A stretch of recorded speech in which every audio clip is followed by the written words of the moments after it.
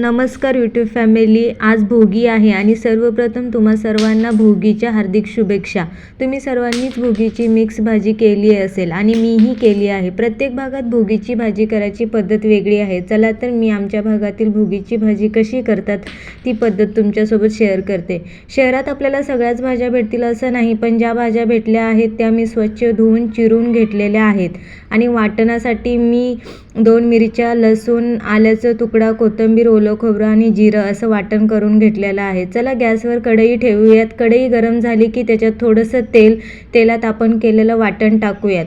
वाटण परतल्यावर त्याच्यामध्ये लाल तिखट पावडर, मीठ, हळद, गरम मसाला आणि आपलं काळा मसाला टाकून घ्या. मसाला व्यवस्थित परतून झाल्यावर चिरून घेतलेल्या भाज्या त्याच्यात टाका. भाजी शिजण्यासाठी पुरेसं पाणी ओता आणि 10 ते 15 मिनिटं भाजी व्यवस्थित शिजू द्या.